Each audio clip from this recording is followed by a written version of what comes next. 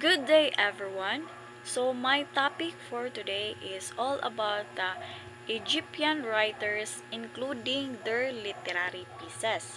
So, first writer is Naguib Mahfouz. So, si Naguib Mahfouz was a prolific Egyptian writer. So, during 1988, Mahfouz awarded Nobel Prize for Literature. With a career spanning 17 years, so sa 17 years ni Mahfouz, he published 34 novels. So sa 17 years ko no, nag-publish og 34 novels si Mahfouz, over 350 short stories. So mo na ang mga na-publish ni Mahfouz, 34 novels, over 350 short stories, 5 plays, and numerous film scripts. His works have had a phenomenal impact on Egyptian literary culture. As a result, many have been made into Egyptian and foreign films. So, his most notable works include sumoni ang mga kanay works niya, mga nahimo niya nga mga novels: The Cairo Trilogy, Heart of the Night, Love in the Rain, and Cairo Modern. So, mao to ang mga na-publish nga mga novels ni Naguib Mahfouz. So, next is Yusuf Idris, 1927 to 1991. So, si Idris, an Egyptian writer of plays, short stories, and novels. Like many Egyptian writers, so sa uban kuno nga mga Egyptian writers, Idris started his career in a totally different professions. So naay mga kanang naay mga trabaho nga gikuan ni Idris, like he originally trained to be a doctor. So sa una day pod si Idris is nagtrain pod siya og mga doktor, studying at the University of Cairo. So nagskwela si Idris sa University of Cairo. His most famous work was a play called, sumoni ang mga famous work ni Idris, Al-Farafar, which was based upon the paradoxical rules of two main characters. So naaday po yung two main characters nga kanang naay famous work nga ni Idris, which is the master and the farfor. So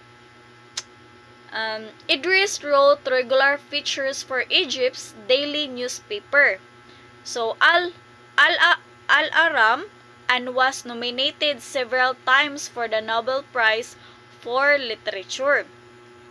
During 1997, Idris was awarded. So during sa 1997 kuno, na-awardan si Idris og the Naguib Mahfouz Medal for Literature for his novel City of Love and Ashes. Sumoto ang award ni Idris.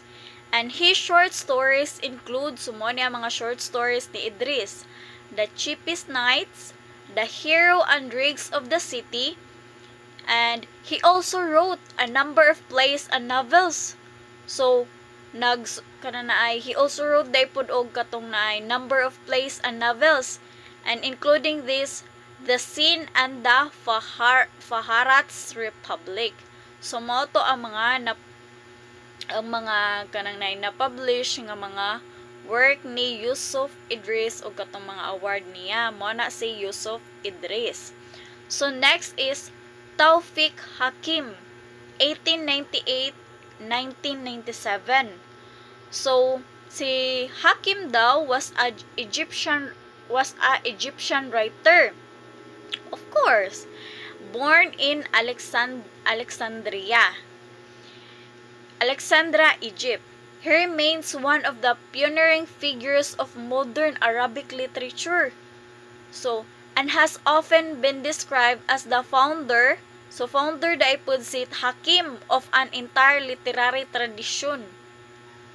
Particularly within the world of Arab theatre.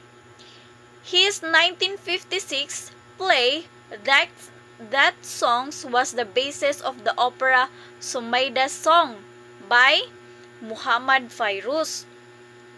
Sumuoto ang kanon ay ang title daay sa song kay that song was the basis of the opera Sumayda Song by Muhammad Fairuz. And Hakim plays include A Bullet in the Heart, Living Paradise, and The People of the Cave. So, mao to si Tawfiq Hakim. Okay. Next is Yahya Haki. So, Yahya Haki is a Egyptian writer and novelist. So, di para sa uban nga mga writers is mga Egyptian writers ra. So, og si Haki pud is a novelist pud. So, kani si Haki, he born a middle-class family in Cairo. And Haki trained originally as a lawyer at the Cairo School of Law. So, nag-eskwela day po ni si Haki og kana na ay School of Law. Like many other Egyptian writers, he spent the majority of his life working as a civil servant. So, di para sa uban nga mga writers kay nara sila yung mga gipang publish nga mga songs, mga books, mga novels. So kani pud si Haki is he spent the majority of his life working as a civil servant. So civil servant di pud ni si Haki. This work as a supplement to a somewhat mediocre literary income. Haki eventually succeed in becoming advisor to the National Library of Egypt. So si Haki Daipud is nahimo daipud siyang advisor sa National Library of Egypt. Coming late to a literary career, Haki was an editor of the literary magazine. So nahimo daipud ning kananay editor of the literary magazine si Haki. And Al-Mazala from 1961 to 1971. And he published a number of collections of short stories. One novel, and ang title sa one novel is Hashim's Lamp. Sumo na ang kanang published a number of collections ni Haki. Next is numerous articles. Titles include sumo po ni ang mga articles nga na-publish ni Haki. First is The Mother of the Helpless. Second is The Dawn of the Egyptian Novel and Antar and Juliet. So mo na si Yahya Haki. Next is Taha Hussein. So, si Taha Hussein is said to be one of the most influential 20th century Egyptian writers. So, si Taha Day is the modernist ang pinaka-most influential during 20th century sa Egyptian writers, sa mga Egyptian writers. And intellectuals. So, being awarded the nickname, so Dean of Arabic Literature, Hussein was deemed a figurehead for the Arab Renaissance in literature and contribute di po siya og huge to the modernist movement in the Arab world. So si Taha, he studied at the College of Arts. So nag-eskwela din ni si Taha sa College of Arts. He focusing on religion and Arabic literature. So, nag-focus ra siya sa mga religion o mga Arabic literature sa Al-Azhar University. He went through most of his life without his sight.